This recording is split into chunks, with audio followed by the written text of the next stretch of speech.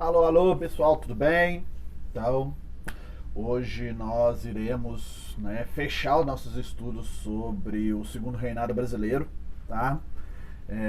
Finalizaremos hoje, então, com explicando como que este segundo reinado, o governo de Dom Pedro II, ele alcançou o seu, vamos dizer assim, o seu momento mais dramático dentro de uma conjuntura política que levou a sua crise e a sua, vamos dizer assim, a sua deflagração, a sua queda, né? O governo de Dom Pedro ele acaba sendo deposto, né, no ano de 1889 por um golpe militar organizado por ex-militares que apoiavam inclusive a própria monarquia brasileira. Então é o seguinte: a crise, né, do Império Brasileiro, do Segundo Reinado, está ligada a uma série de crises. Não foi uma crise construída apenas sobre a estrutura de um aparato político único e etc. Não. O Segundo Reinado Brasileiro, o governo de Dom Pedro II, ele alcança uma situação de crise devido a diversas crises que foram se constituindo durante o seu reinado, principalmente após a Guerra do Paraguai. A Guerra do Paraguai, nós podemos dizer que foi o grande vetor dessa sequência de crises que o Segundo Reinado Brasileiro vai presenciar. Essas crises, né, que se estabeleceram ao longo desses anos, de praticamente 3 décadas, 4 décadas, vai levar ao imperador a um processo de deteriorização política. Ele vai se enfraquecer, né, politicamente. O imperador ele não consegue, dentro desse cenário caótico que vai se constituindo, manter, né, sua posição política sobre a sociedade. Vai se criando uma descrença, né, por detrás do governo monárquico, principalmente pela ausência de uma representatividade mais plural, né? O governo monárquico brasileiro era um governo absolutista, né, constituído pela essência do poder moderador, né, de 1824 ainda, né? Então esse poder moderador se persistia. Era um governo extremamente centralizador, apesar de demonstrar alguns momentos, né, uma perspectiva mais aberta, diálogos, etc. O governo de Dom Pedro nunca foi um governo que realmente aceitou uma participação ativa da sociedade dentro do jogo político, né? Era um governo unitário, era um governo conduzido por um imperador, né, que até forjou, né, um regime parlamentar, que é o chamado parlamentarismo às avessas, que forjou questões políticas, que daria, né, uma impressão de maior participação, mas mero engano, tá? Havia uma ausência de representatividade dentro do governo de Dom Pedro, e isso foi um dos elementos que levou a uma descrença desse governo monárquico, né? A exclusão política de diversos setores da sociedade, tá bom? Essa diversidade, né, esse pluralismo, né, que faltava no governo de Dom Pedro II, estava sustentado por uma diversidade regional muito grande. O Brasil é gigante, o Brasil tem vários Brasis, vamos dizer assim, e politicamente, né, você tem neste imenso território uma gama de posições políticas totalmente contraditórias, e isso, né, prejudicava o embate, a constituição de um aparato democrático oficialmente, né? O nosso império não era nada democrático, né? Nossa democracia ela só se consolida, né, séculos depois, um século depois, podemos dizer assim. Então, essa diversidade regional e a posição unitária, né, desse unitarismo político que havia por detrás do governo, né, gerava um cenário de catástrofe para Dom Pedro, né? E aí veio a Guerra do Paraguai. A Guerra do Paraguai ela veio para literalmente consolidar a crise desse reinado. Né? A Guerra do Paraguai ela trouxe consequências imensas. Primeiro, consequências humanas para o Brasil, né? Mais de 50 mil soldados, mais de 50 mil brasileiros foram mortos durante o conflito. Como nós vimos em aulas passadas, este foi um conflito que literalmente não trouxe resultado nenhum para o Brasil, né? Foi um conflito que efetivamente foi um conflito movido por interesses externos, foi um conflito movido pelos interesses da Inglaterra, né? Pela questão comercial da Inglaterra no Brasil. Essa guerra, além das perdas humanas, deixou o Brasil economicamente falido, né? Porque essa guerra ela aumentou a nossa dívida externa.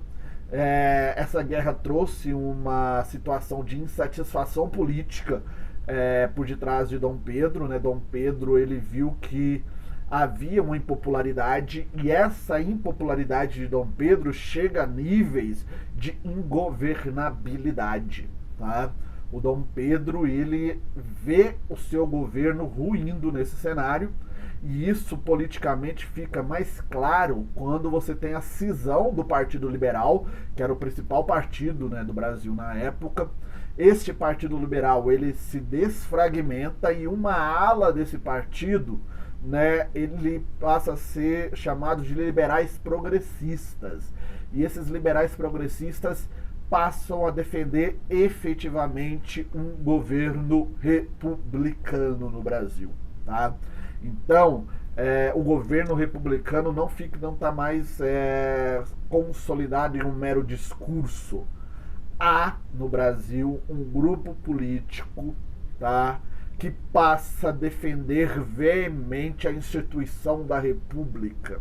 E este grupo político acaba recebendo apoio de um grupo que, podemos dizer assim, durante todo o Império esteve do lado da monarquia, que foram os cafeicultores. Mas não um grupo de cafeicultores, né, ortodoxos, vamos dizer assim. Uma nova geração de cafeicultores que brotava no Brasil, vamos dizer assim. Eles viam, na perspectiva republicana, uma saída política eminente para o país, né? E aí, né, essa situação ela se torna mais concreta ainda quando a ala chamada dos liberais radicais se reúne na cidade do Rio de Janeiro, tá, e lançam o chamado Manifesto Republicano. Este Manifesto Republicano ele recebe apoio de uma ala progressista dos liberais, de uma nova geração de cafeicultores, de uma grande parcela dos militares. Então esse grupo, esse manifesto, ele literalmente ele marca o início da construção do movimento republicano do Brasil, né? E a sua, vamos dizer assim, o seu momento mais singular é quando deste manifesto republicano lá na cidade de São Paulo surge o primeiro partido republicano do país, o Partido Republicano Paulista. Esse Partido Republicano Paulista, mais o lançamento do Manifesto Republicano no Rio de Janeiro, eles marcam o início do movimento republicano no Brasil. Ou seja, há uma nova corrente de pensamento e política no Brasil. Há uma nova possibilidade política no Brasil sendo consolidada. É importante lembrar que o Brasil, né, como foi, ele se tornou independente lá em 1822 e foi o único território independente do continente americano, da América do Sul em especial, que manteve a estrutura monárquica. Todos os demais países se tornaram repúblicas. Mas por que o Brasil se constituiu sobre essa perspectiva monárquica e se manteve até então? Porque a nossa independência ela foi feita por portugueses ligados à família real de Portugal. Então, proclamar a república significaria tirar os privilégios dessa família real que estava no Brasil, no poder no Brasil, né, efetivamente desde 1808. Mas agora nós temos um movimento republicano consolidado. Nós temos uma ideia republicana feita. E o que tem sobre esse cenário ainda, você tem um cenário de crises que vai enfraquecendo gradativamente o governo monárquico de Dom Pedro II. Então, quando nós falamos da crise do Segundo Reinado, né, do fim do Segundo Reinado, nós referimos estes momentos como uma série de crises que ocorreram ao longo de, vamos dizer assim, quase 4 décadas, tá? Então, a primeira grande crise que está dentro do contexto da degradação do governo monárquico brasileiro é a chamada questão federalista. Tá? No século XIX, diversas lideranças políticas regionais do Brasil começaram a instituir uma série de questionamentos contra o regime monárquico e o seu papel político central. Então eles se posicionaram contra o centralismo do governo monárquico, contra a centralização do poder que o governo monárquico instituía. Por quê? A partir do momento que essas lideranças políticas quisessem, né, instituir algo dentro do cenário político brasileiro, não havia possibilidade. Porque o governo brasileiro, a estrutura política brasileira, ela era baseada numa ideia de centralização. De uma centralização do poder junto à concepção monárquica que se encontrava na cidade do Rio de Janeiro, que era a sede da corte, né? Então, com esse centralismo, possibilidades novas, de novas concepções políticas se consolidarem, era praticamente inviável. Então se passou, essas lideranças regionais, elas passaram a defender então a instituição do sistema da federação do Brasil, o regime de federação sobre o Brasil, para garantir uma maior autonomia política às províncias. Até porque, na palavra dessas lideranças políticas, a manutenção da estrutura centralista do governo era vamos dizer assim, um empecilho para a consolidação de um processo de desenvolvimento do país. Porque tudo passava pelas ideias, pela definição do governo central. Então, se dar uma maior autonomia às províncias era dar a essas províncias a possibilidade de estabelecer ações próprias sem o aval do governo central, sem, vamos dizer assim, a bênção do imperador, né? Então, o primeiro grande embate político de Dom Pedro é a questão federalista. Só que essa questão federalista, ela não chegou a trazer, vamos dizer assim, sérias consequências para a estrutura política do reinado. A grande crise, a primeira grande crise do reinado brasileiro, do Segundo Reinado brasileiro, nós já passamos a denominar ela de a questão religiosa. É quando o Estado brasileiro entra em atrito, em conflito contra a Igreja Católica. É importante lembrar que o Brasil do século XIX, o Brasil, né, do Segundo Reinado, religiosamente falando, estava sobre a chancela do regime beneplácito. O que era o regime beneplácito? O regime beneplácito seria um regime, vamos dizer assim, um sistema político que dava direito do imperador ser o grande comandante da Igreja Católica no Brasil e de não cumprir ordens oriundas do Vaticano. Ou seja, o Brasil ele só seguia as diretrizes do Vaticano, as bulas papais instituídas pelo Vaticano, se o imperador aceitasse. Então não era regra geral, né? Então, sem o aval do imperador, né, normas e diretrizes da Igreja Católica oriundas de Roma, do Vaticano, não tinha valor nenhum no Brasil devido, né, o regime de beneplácito que existia por aqui. E essa questão ela se tornou um ambiente de conflito quando? Ela se torna um ambiente de conflito no ano de 1864, quando o Papa Pio IX lança a chamada Bula Syllabus. Essa Bula Syllabus, lançada pelo Papa Pio IX, estabelece a proibição de padres da Igreja Católica participarem de forma ativa da estrutura das lojas maçônicas. Em resumo, proibia padre de participar da maçonaria, né? E o Dom Pedro, além de ser, vamos dizer assim, o chefe regente da Igreja Católica, também era o chefe regente da maçonaria do Brasil. O Dom Pedro pegou a bula do Papa e disse: vou jogar essa bula fora. Aqui ela não tem valor. Não quero ela seja executada aqui no meu território. Simples, né? Só que bispos de duas cidades importantes do Brasil, Olinda e Belém, desrespeitaram a posição do imperador e seguiram as diretrizes do Vaticano e determinaram o fechamento de diversas irmandades, né, nessas duas cidades, nesses dois territórios, melhor dizendo, que tinham ligações próximas com a maçonaria, né? Então, esses bispos seguiram a ordem do Papa e não do imperador. E isso foi visto como um desrespeito ao poder real brasileiro. E o imperador do Brasil, Dom Pedro II, decretou a prisão desses bispos. A Igreja Católica não aceitou essa prisão e enviou para o Brasil a chamada Missão de Roma. O Vaticano enviou para o Brasil uma missão religiosa para negociar um ambiente de paz com a igreja, com o Estado brasileiro, né? Só que o estrago feito por Dom Pedro estava feito. Mesmo essa missão ter chegado a um acordo, os bispos terem recebido a anistia de Dom Pedro, tá? O ambiente entre a monarquia brasileira e a Igreja Católica nunca seria mais o mesmo.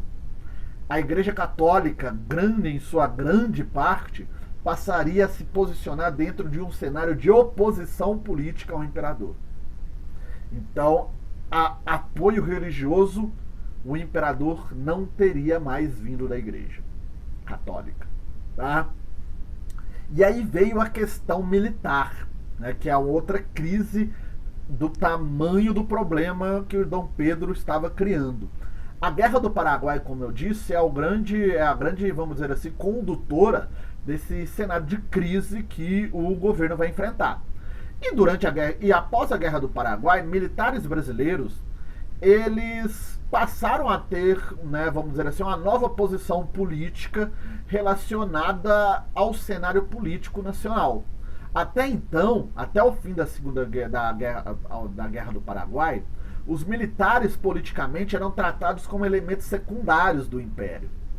E eles queriam mais, né, porque eles receberam uma série de promessas, eles receberam uma série de gratificações, e isso nunca foi idealizada, e eles viram que isso poderia, que eles tinham o direito de posicionar-se politicamente diante o segundo reinado brasileiro.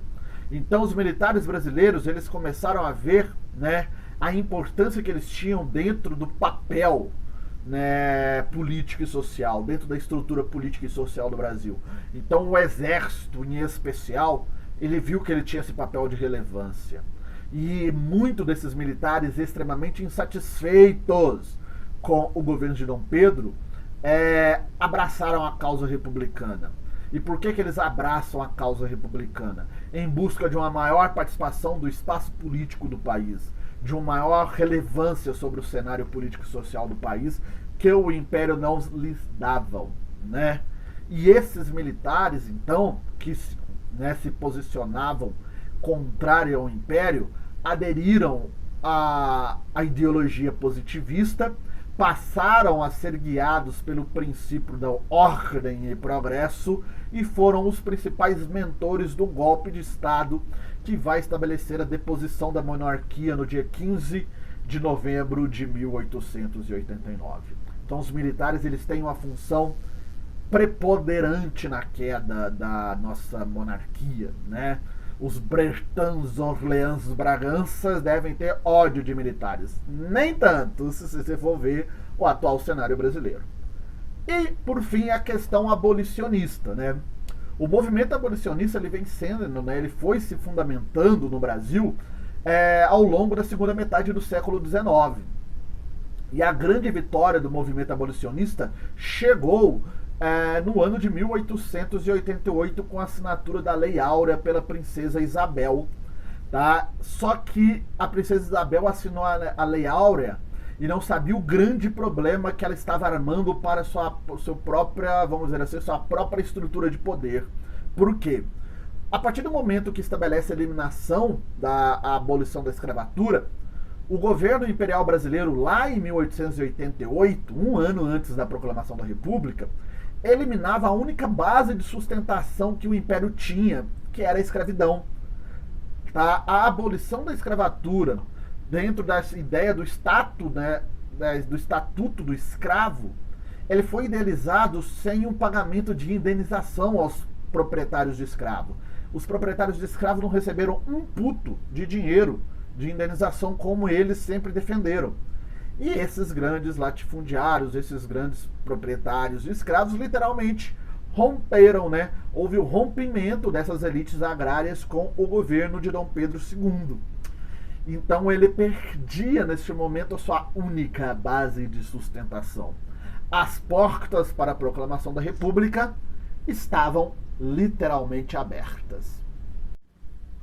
E assim sendo, né, com todas essas crises que percorreram o Brasil durante esse período do Segundo Reinado, o que se vê, né, foi um enfraquecimento da posição política do Império, né, e o surgimento de diversas alas de oposição com convicções ideológicas condizentes, bem fundamentadas, consolidadas por um aparato ideológico discursivo que tinham a base, né? E o que se via era um império que não tinha mais como reagir. O império ficou inoperante. O império ele ficou sem reação. Ele não tinha mais reação política. Ele não tinha mais uma saída política a se estabelecer. Eles até tentaram, né?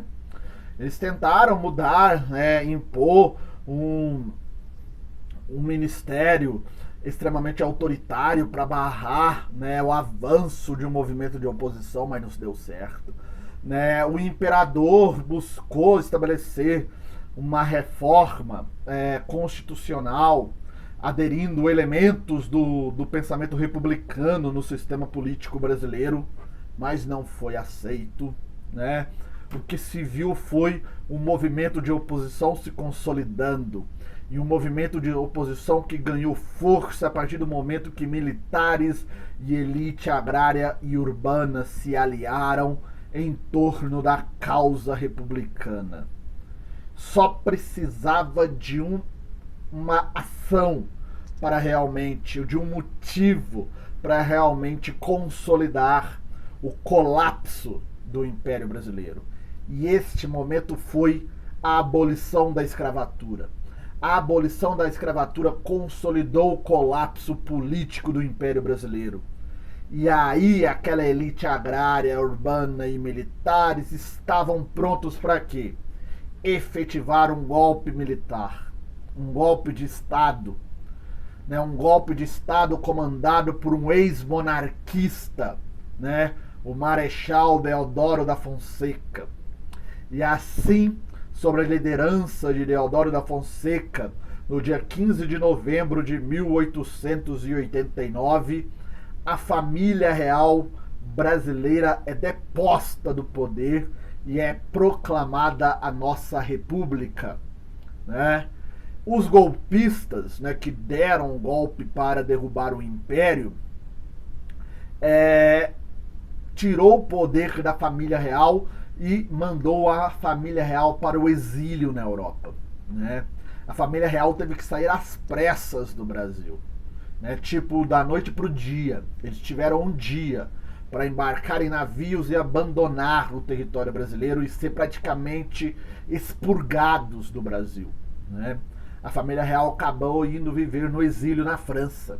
Então a foto emblemática de Dom Pedro II velho, fraco, doentio já, com toda a sua família real em uma foto já vivendo no exílio na França. E assim, né, nascia o Brasil republicano. Por ironias do destino, uma república que surgiu sobre um golpe de Estado militar.